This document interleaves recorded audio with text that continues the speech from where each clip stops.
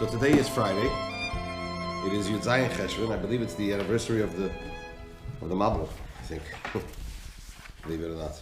But be that as it may, we are in Basi in Teres Menachem Sefer from Amarim Tafshin Yud Gimel, the Maimer Basi Legani at the tail end. Page Pei Zayin Ois Ches. The Rebbe explained here at length the fact that a Jew naturally cannot be separated from the Eibishter and really cannot naturally sin or transgress Hashem's will. It's only because of the Ruach Shtus, the spirit of folly, which convinces the Yid that by transgressing he still remains connected to Hashem, and therefore it is possible for him to transgress. And that only covers up the 4 levels of Nefesh, Ruach, Neshama, and Chaya, but does not cover up the level of Yechidah, because it has a spark of the Creator. The Rebbe explained how the Ruach Shtus works, where it emanates from, mainly because because the person is submerged and subsumed within and by physical pleasures, which causes him to cool off from Getlichkeit. The Rebbe explained at length why that is folly, and that the antidote to it is Shtus de Kedusha, that we have to go to the other extreme in holiness. Quoting from the Magid, who says that someone who has tasted the forbidden fruits, so to speak, needs to say, I don't want to go against Hashem's will. I don't desire that particular food or that particular action. Whereas somebody that was a tzaddik, somebody that has gone constantly on the right path, that's when Chazal say, and a person should say, I want, but what can I do that Hashem has instructed me not to?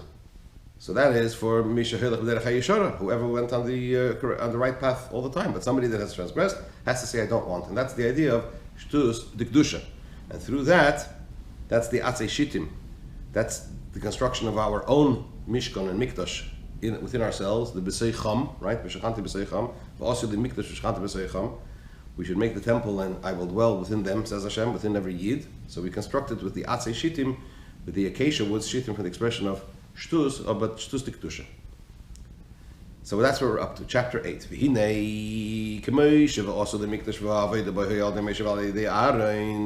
Just like when it came to the making of the Mikdash and the service within it. It came about and took place through whom?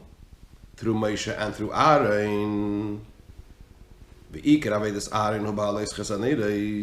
the main service of Aaron in the Mishkan, in the temple was, in the tabernacle, in the desert was, the kindling of the candles. Because, what does that mean in the deeper sense? What is the idea of a candle in the deeper sense? That refers to the soul of man. Zayin Neirei, same Zayin Madreges Mavedas Hashem. Why 7 candles? This is a reference to the 7 levels in man's service of Hashem, as the Alter Rebbe explains at length in Likutei Torah.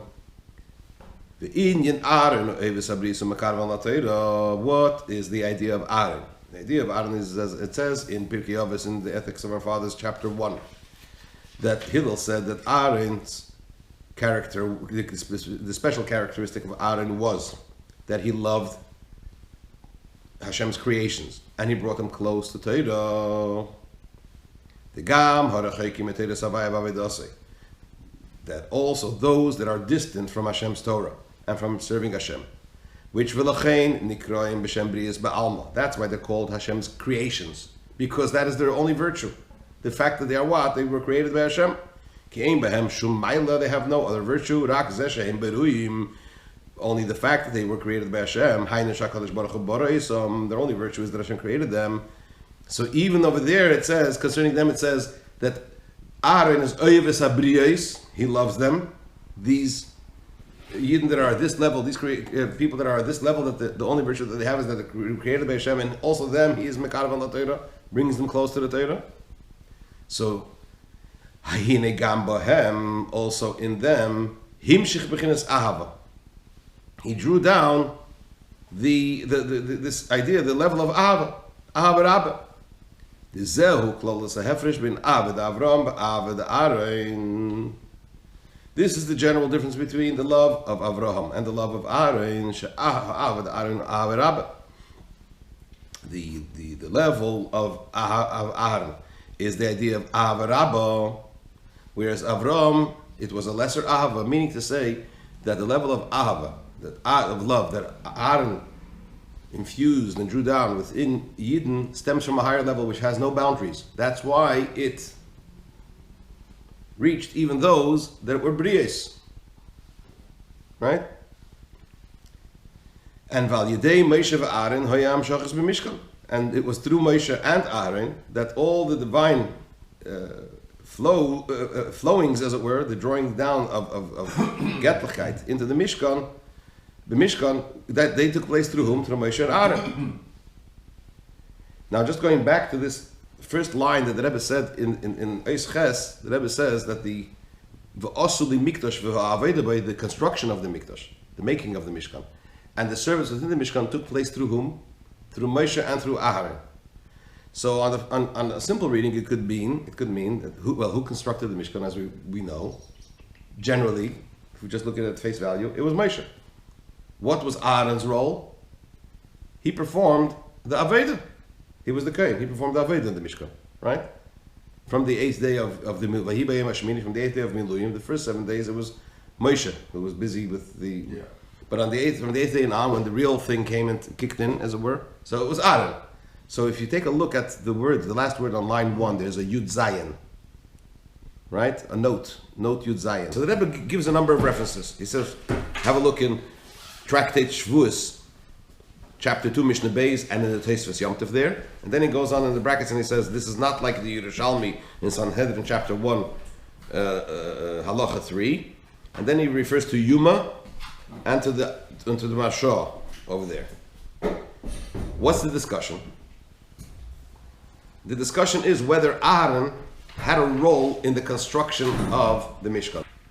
The first source that Rebbe quotes is the Mishnah in Tractate Shavuos, chapter 2, Mishnah 2. Right? Re'ei Shavuos, Perek Beis, Mishnah Beis. And the commentator Tosfos Yom Tov there. What does it say there? The Mishnah discusses the laws concerning the discovery of having unconsciously sinned through uncleanliness and entering the Beis HaMikdash, the temple, in a state of uncleanliness, which is a prohibition. Right? Tumah. To enter into the Beis HaMikdash, betumah. So the Mishnah says as follows, that the prohibition of entering into the temple, or the Azara, the area of the temple, the same law applies whether one enters the temple court or the addition to the temple court. What does it mean, the addition to the temple court? Meaning to say, in other words, that the additional parts of the temple, of the Azara, are as holy as the original. Why? Because it was consecrated, it was deemed holy through the process that one needs to engage in order to make it holy. So therefore, if one enters even the additions to the Azara, to the temple, don't think that it's any lesser of a prohibition, it's the same prohibition. And whatever applies to entering the Azara, in that state, applies also to entering Tosfos Azara, the additions to the Azara. What's metas? And the Mishnah goes on and says, for additions are only made to the city of Jerusalem and to the temple compartments by a king, prophet, Urim and Tumim, Sanhedrin of 72, loaves of thanksgiving, and Shira and song. And the Bezdin was walking in procession. The 2 loaves of thanksgiving, the Korban Todah, right, was being carried behind them, and all of Israel were behind them as well. And that's how you consecrated. If they wanted to add to Yerushalayim, Yerushalayim had Kedusha, right? If you want to add to it, this is what you need to do. The same thing for the Azara, for the territory designated for the Beis HaMikdash, is the same process. This is what the Mishnah says in Shavuos. That's the first reference that Rebbe quotes. What does the Tosfos Yom Tov say? He says a lot of things, but I believe the Rebbe is referring to when he says Urim v'Tumim. Normally we know that the Urim v'Tumim was what the Kohen Gadol, the high priest, wore on his breastplate, right? Inside was the Urim v'Tumim. So he quotes from the Bar Tanurim, the Tosfos Yom Tov. Why? How do we know that you need Urim v'Tumim? First of all, where is this from? This is from the fact that it says concerning the Mishkan, it says, Hashem said to Moshe Rabbeinu, you should do everything that I showed you.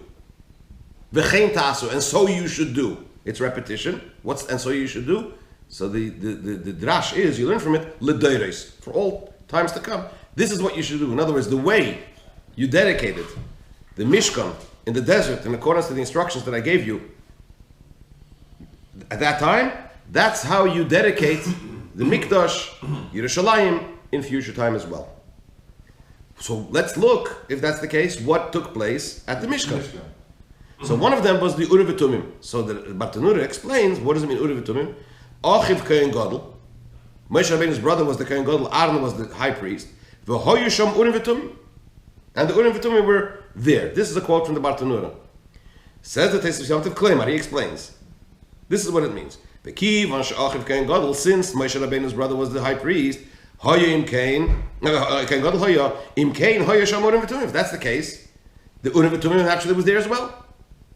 So we see from here that the Urim V'Tumim needed to be present when one consecrated the Mishkan, Mikdash, Azara. Just remind me what the Urim V'Tumim. The Urim V'Tumim was on the breastplate. He had the Choshen, and inside it was like behind the Choshen, behind the breastplate, there was a piece of garment that was folded in two, and inside was It was folded up vertically, so you had like a bucket, and inside was written.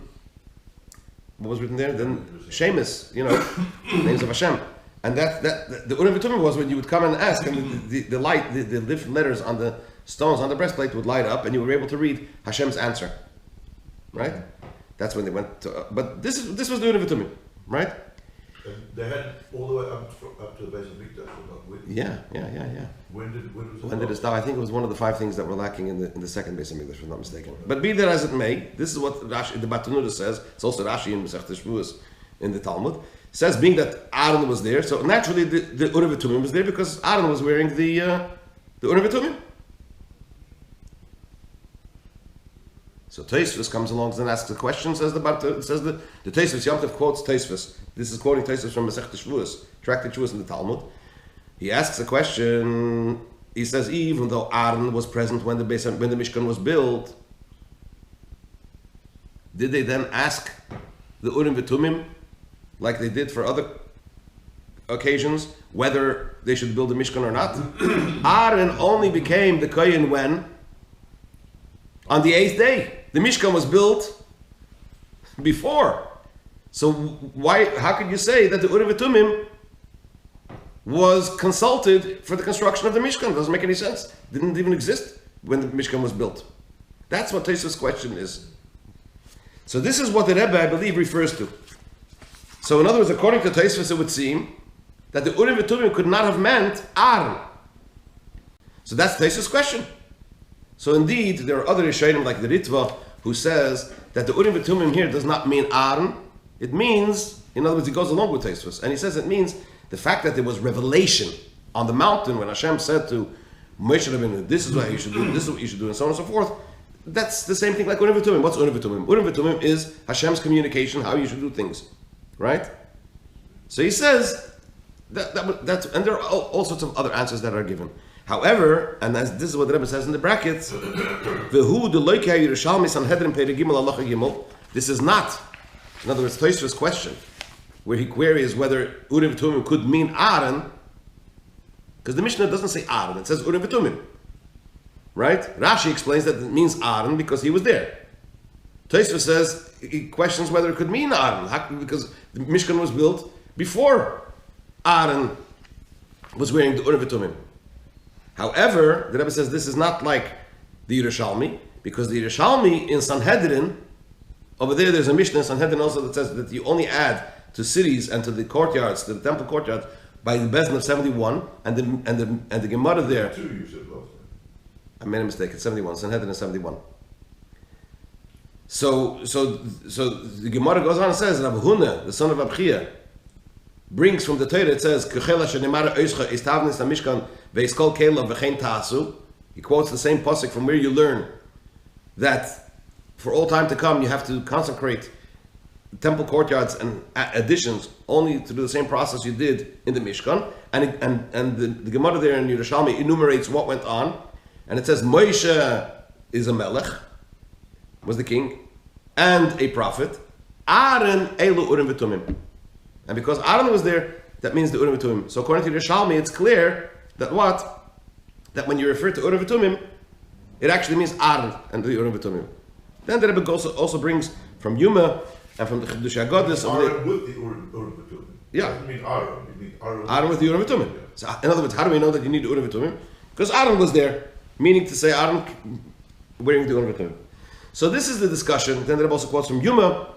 Over there it's a little more complicated. But be that as it may, the discussion here in footnote 17 is when the Rebbe says that the making of the Mikdash and the Avodah in the Mikdash, the service, was through Moshe and through Aaron. So as I said, it would seem on this simple reading that the making of the Mishkan was through Moshe and the service was through Aaron. In footnote 17, the Rebbe says it's not as simple as that, because it seems that the making of the Mishkan, certainly according to the Yerushalmi and according to the Bartanur and according to Rashi and so on and so forth, that Aaron actually had a role in the making of the Mishkan as well, through the fact that he was wearing the Urim V'tumim. So that's the discussion. Just wanted to elucidate that a little. How did that extend the Azara?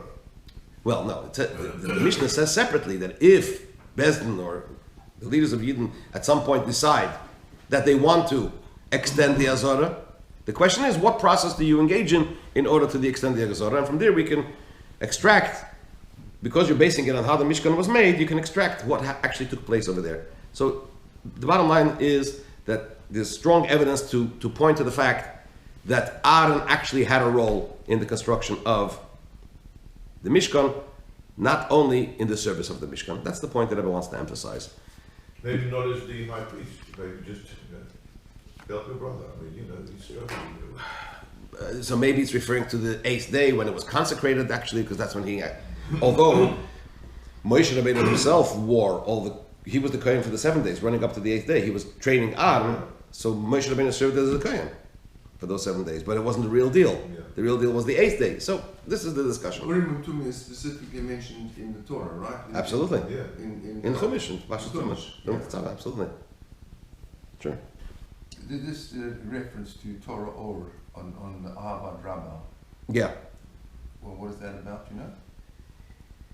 I believe over there there's a discussion of the difference between Ahavat Rabbah and Ahavat Solom.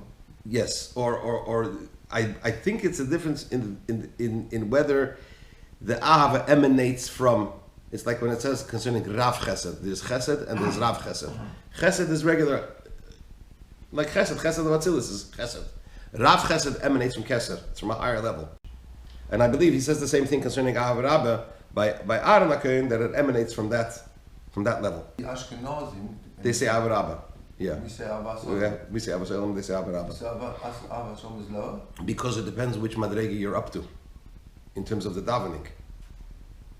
What's its context in the Shema? How does it fit in there? Shema is Bria, I believe.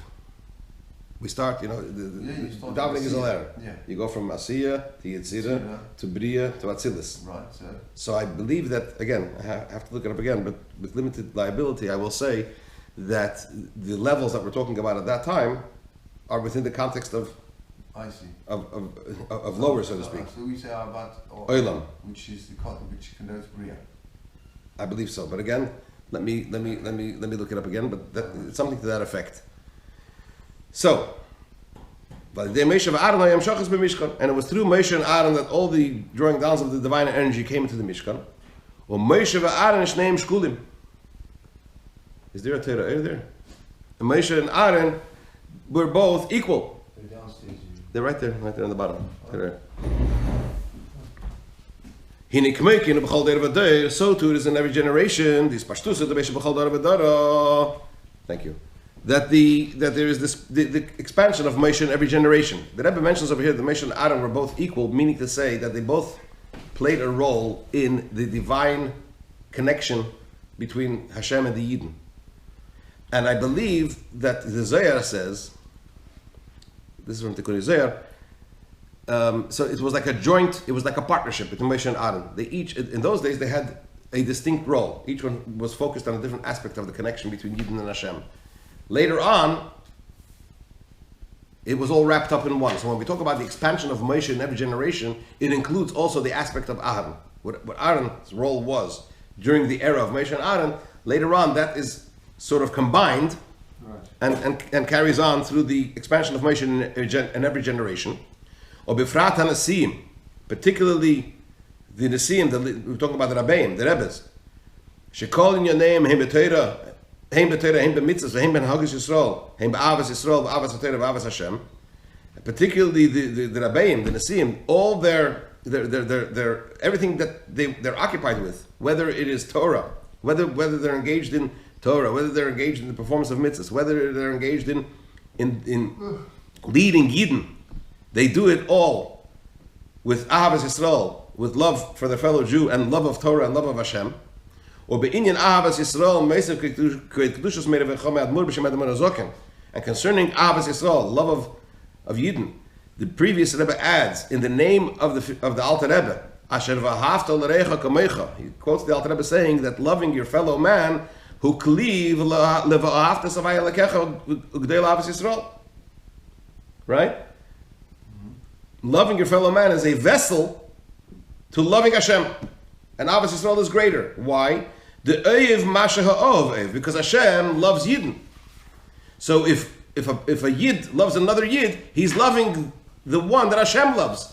So if you love the one that Hashem loves, that's a vessel to loving Hashem. V'zeh himshichu, and it is this that the Rabbeim drew down. B'kol ha'chasidim, in all of their chasidim, ha'mukusharim, those that are tied to them, ha'shayochem aleim, those that are associated to them. These are not just words repeating the same thing, but he's talking degrees. There's chasidim, there's mukusharim, and those that are, so to speak, only associated with them. So anybody that has a shaykhus, has an association with the Rabbeim, with the Rebbes, they drew down this into every single Yid. Right? What do they draw down? This Ahava Rabbah, this love to Hashem. Und in die was halten sich an und say, and they drew this down into those that hold on to the Rabbeim, to the Rebbes. Each and every person who has an association or holds on to the Rabbeim, according to their situation and according to their condition. To toil, we need on our own. In other words, we need to do our own bit. And you see there's a 67 here, number 67, in the first Sikha that the Rebbe said after the first Basi Legani. This is also Basi Legani. This is Basi Legani 1950, Tafshin Yud Gimel. The first one was Basi Legani Tafshin Yud Aleph. So after the Sikha, the Rebbe said, he made a statement. He says in America, the order is that you make a statement when you start something new. So the Rebbe made a statement. And he says, he used the expression, don't put birds into your bosom pockets. In other words, it's an expression meaning to say, don't convince yourself that I'm going to do all the work and you're going to rely on me and you're going to have a good time. You're going to have to work hard. The Rebbe basically said that he'll do whatever he can to help. So the Rebbe repeats it here again, that in Chabad, Chabad demands that a person has to work on his own. The Rebbe's help, but the person has to really do his bit in order to achieve what the person can achieve. Is Horav and Darfman Alain, to toil we need on our own.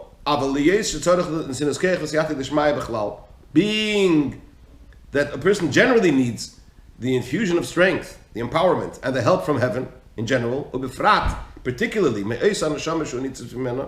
person particularly needs help from the neshama, from which that particular person of which one is a spark, meaning to say that the Rebbe is the general neshama, and his chassidim, all those that are associated, we are, as it were, sparks from the Rebbe's neshama.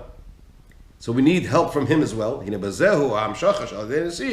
is in this that the Nesim draw down to the chassidim, mishkan atzeshitim.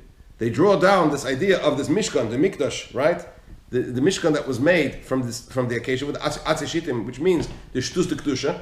So the power, the strength for that, chassidim and mekusharim and those that have an association with the Rebbe get from the Rebbe. Through which we refine the folly of the opposite of kedusha, and then the Shechina, the divine presence, dwells in the actions of one's hands. And the pleasantness of Hashem is upon him. the actions of the person are receptacles for Hashem's divine presence, ba'atzlacha, in a successful way. This is the expression, this is the pasuk in Tehillim. What's the reference to the Mishkan? Because when Moshe Rabbeinu built the Mishkan, and it came to the 8th day, and he wanted Hashem's presence to dwell, he said, this is what he said, that's the pasuk. That Rashi brings it over there also. If you take a look at that when the Shekhinah came down, this was the pasuk that Moshe Rabbeinu said. So therefore, when the Rebbe talks about the spiritual Mishkan, he talks about the same idea that what? That Masi Yadeinu, that the Shekhinah dwells in the actions of their hands, and Hashem dwells and comes down into the effort. The effort of the person is rewarded with Hashem's presence. Ad bis Mashiach Tzidkenu b'mheira b'yameinu, until the coming of Mashiach speedily in our days. Let's have a quick look. Long Maimah. What the Torah? Yeah, it's a very long Maimah. I think this is the 16th Shiur. Torah Tetzava Pei Beis Aleph. Let's have a look at what the Alter Rebbe says here. Pei Beis Aleph.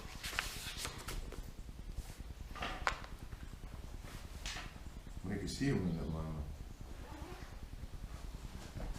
He says like this, yeah. It's known that Avraham Avinu was the first shepherd from the 7 shepherds. They were Shiva Royim. 7 shepherds, meaning to say that shepherded the souls of Yidden. Again, that infused the souls of Yidden in different aspects. So there was Avraham, it's called Avraham Oyavi, Avraham who loves me, Hashem says. And Aaron was also that, right? As we just said. But the difference is that Midas Aaron, that he was Isha Chesed, and Avraham Oyavi, what's the difference? He says, according to the Zohar, that there is Chesed and there is Chesed. There's 2 types of Chesed. There is a Chesed which is called Chesed Olam, like Ahavas Olam, right? Yeah. And there is a Chesed that's called Vrav Chesed, great Chesed. And he starts explaining.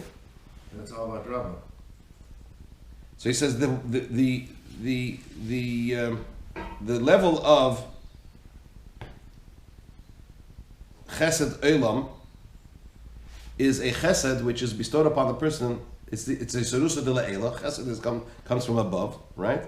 But it's a Chesed, it's a bestowal from above that follows a Serusa de Lasata. Meaning to say, when a person makes an initiative, he triggers that response. Meaning to say, it's a level of Chesed which is connected to what? To the person, that he has the ability to draw it down. Chesed Shemel Madelam, Chesed Lavram, right?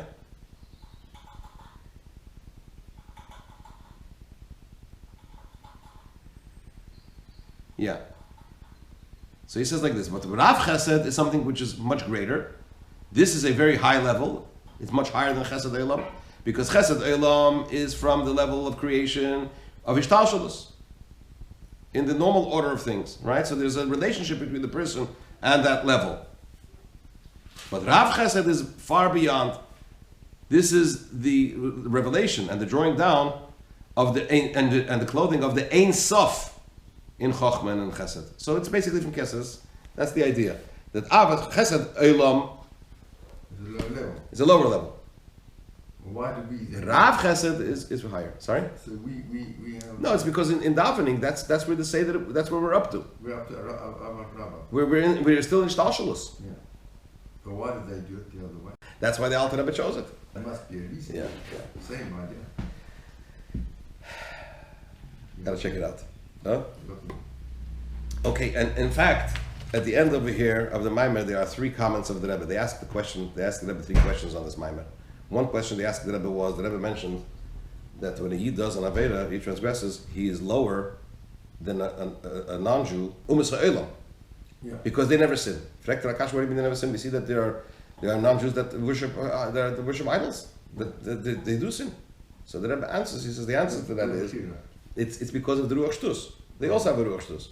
But if you take a Yid that transgressed and a non-Jew that didn't transgress, a Yid that transgressed is lower. That's the point that Rebbe makes, than a non-Jew that didn't transgress. Yeah. That's number 1. Then he says, he says they never sinned. He says we find that there are those that deny the existence of the Eibishter altogether. The Rebbe explains that they only call the Eibishter the Lakaya, the God of gods, which is shit of partnership. And he explained at length that for a Yid, shit of partnership constitutes Avodah Zarah. For Umas Ha'olam, shit of partnership is not Avodah Zarah. Right. But he says the Rebbe, so they ask the Rebbe, we find that there are those that don't say only El Kod El Kaya, but they also say what? That the Eibishter is completely Chas v'Chalila. Right? So the Rebbe said the kasha is not on him, the kasha is on the Gemara. Right. And the answer the Rebbe said will be understood according to what Tzemach Tzedek writes at the end of Mitzvahs Achdus Hashem, and he points one to look over there. So we have to look over there to see what it says. The third question they asked the Rebbe was that the Rebbe says that most neshamas in our generations are neshamas of Zera Behema, souls from the seed of man. Where's the source? And the Rebbe points to the Torah of the Alter Rebbe and Pashas Mishpatim. And if you remember that the Maimer of Pashas Mishpatim, Tavshin Yud Aleph, is based on that Maimer of the Alter Rebbe.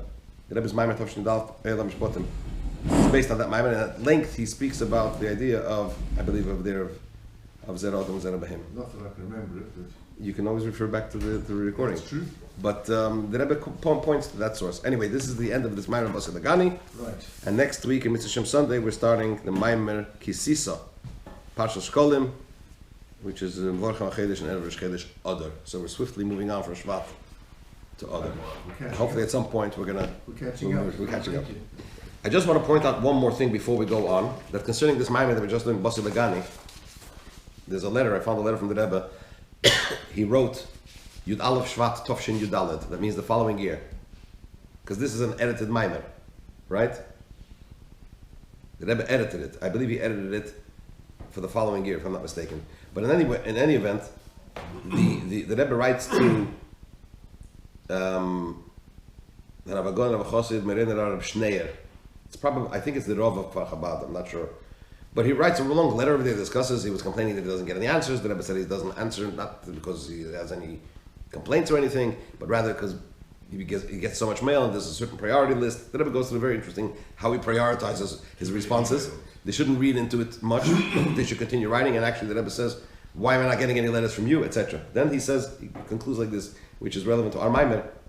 He says to him, the Maimer of the Yom Elula, the Yortzeit, the Yortzeit of the Friedrich Rebbe that I said last year, Tovshin Yud Gimel. I guess it was then because it was in Tovshin Yud Aleph, the Rebbe edited it, as it, which was sent to you through Agudas Chassidic Chabad of Tel Aviv. You certainly received. V'yihi rotzen, may it be the will. Sheyihi l'to'elis l'ha'emer l'hashemeya v'gam l'ha'lemdim achakach. May it be the will of Hashem that it should be of assistance, of help to the one who said it, to the hearer, the one who heard it, and also to the ones that learn it later on. And the word achakach the Rebbe adds in his handwriting. So it's just interesting that the Rebbe referred to this Maimer in such a meaningful and powerful way. And we have the schus to learn this Maimer.